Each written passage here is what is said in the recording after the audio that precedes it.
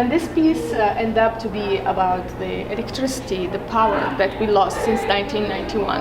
Back home, since that war, we didn't have electricity, and the weather is really hot in Iraq. We have pretty much the whole year is summer, besides just two, 3 months. The rest is very hot, and we don't have electricity. You get it for 2 hours, let's say, and then you don't have it the whole time.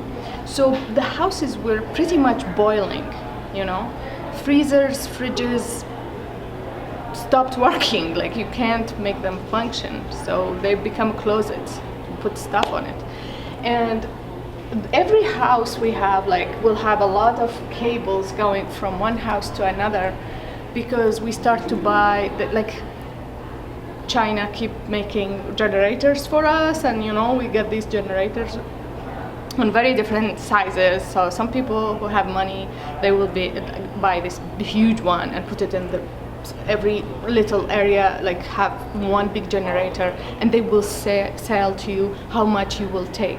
So you pay for very little just to have a fan running or something, to give you air or something to help.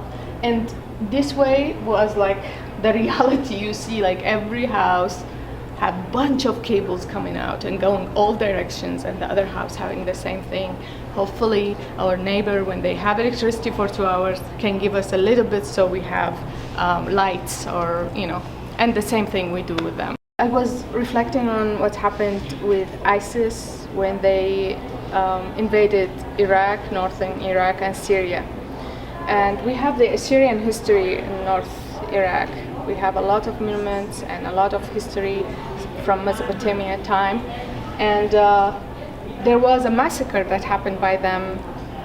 They killed 17 to 1,800 students and soldiers in 2 days or 3 days. The river was red from their blood. And I did this just to represent the soldiers with lions, Assyrian lions.